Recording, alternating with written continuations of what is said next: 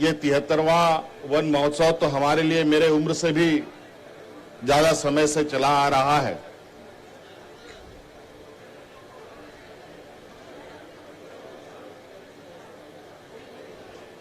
और अगर मैं व्यक्तिगत अपना अनुभव बताऊं तो जो प्रयास 73 साल से चला आ रहा है, उस प्रयास के हिसाब से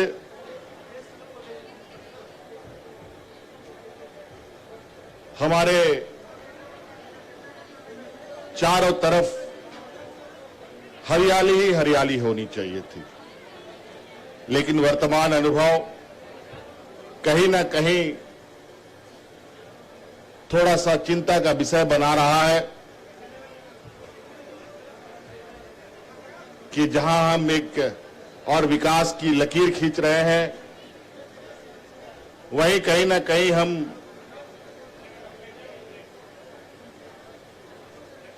प्राकृतिक व्यवस्था में भी हस्तक्षेप कर रहे हैं। सड़कें बनाने को लेकर, बड़े बड़े कारखाने लगाने को लेकर, बड़े बड़े शहरीकरण को लेकर, बड़े बड़े जलप्रपात बनाने को लेकर, या और कोई अन्य विकास योजनाओं को लेकर जो हम काम करते हैं, वो सबसे पहले पेड़ की कटाई का काम करते हैं। और उस वक्त जब हम पेड़ काटते हैं तो ये जरूर इसका आकलन होता है कि जितना हम पेड़ काटें उससे कई गुना अधिक हम पेड़ लगाएं। लेकिन मुझे लगता है कहीं ना कहीं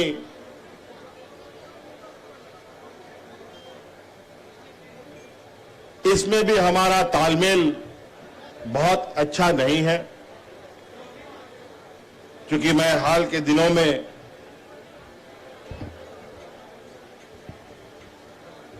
जंगलों में बड़े पैमाने पर पेड़ की कटाई, जंगलों के बीच बीच में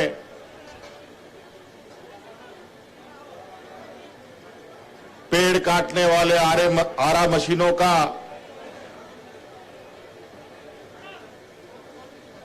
उपस्थिति देखना और वहां पेड़ कटाई का निरंतर जारी रहना, ये कहीं ना कहीं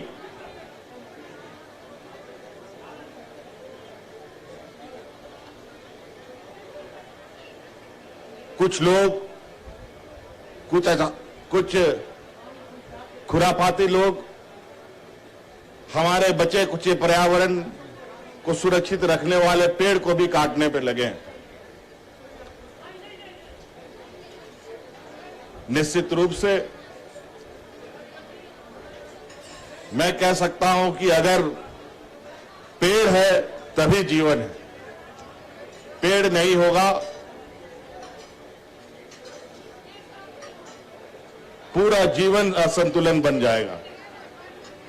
आज आप देख रहे हैं गांव में, शहरों में जंगली जानवरों का आवागमन तेज हो रहा है। यह स्पष्ट संकेत दे रहा है कि हम उनके रहने वाले घरों को उजाड़ रहे हैं।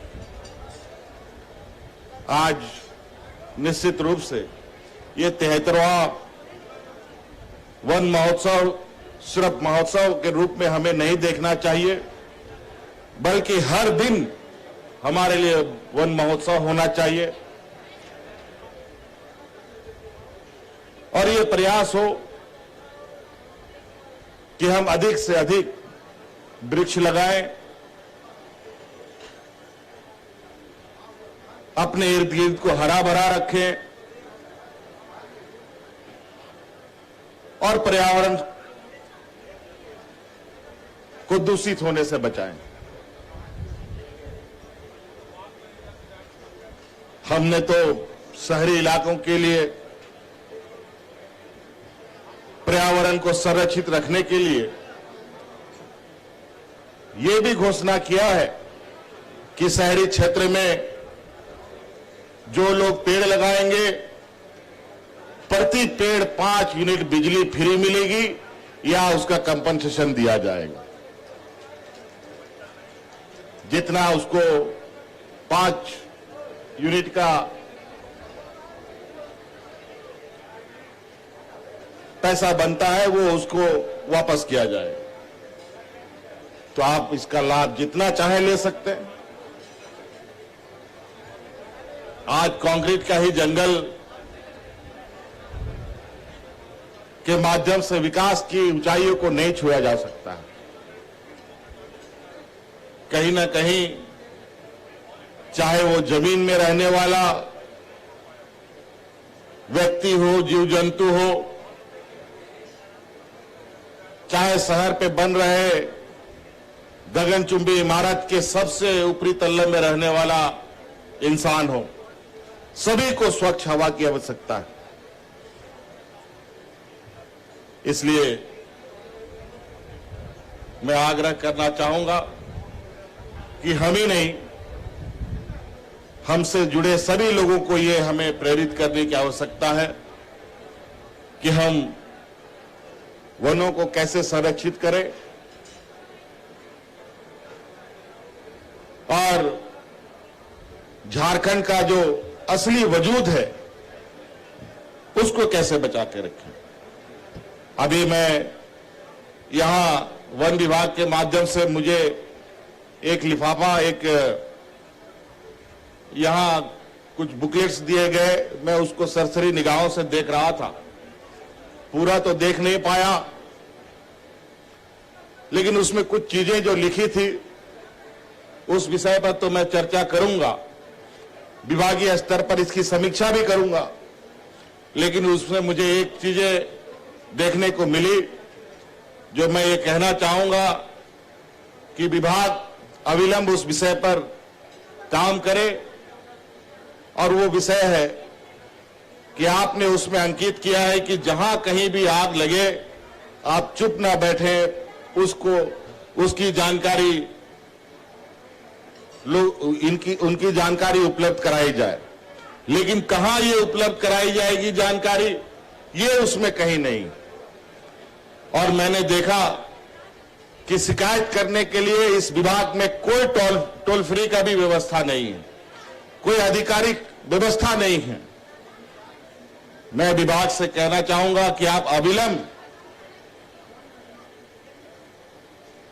जंगलों में हो रही घटनाओं की शिकायत के लिए टोल फ्री नंबर जारी करें, अधिकृत व्यवस्था बनाएं, ताकि आम व्यक्ति भी अपनी शिकायत या जंगल से संबंधित शिकायत विभाग तक पहुंचा सके, ताकि उस पर हम लोग त्वरित कार्रवाई कर सकें। आज के समय में व्यवस्था बहुत है, मैनुअली काम को करने में निश्चित रूप से समय अधिक लगता है। आप तकनीकी का सहयोग लेते हुए वन संरक्षण का भरपूर प्रयास करें। बायोम डॉक्टर बनने का है सपना, मगर सही गाइडेंस की है कमी, तो आए बायोम। रांची में सिर्फ मेडिकल की तैयारी के लिए एक बेहतरीन संस्थान, नीट और एम्स की तैयारी के लिए सन 2001 से मेडिकल प्रिपरेशन के लिए सबका भरोसेमंद संस्थान बायोम, इनू एवं नगराटोली, Ranchi. thefollowup.in. Like, share and subscribe. www.thefollowup.in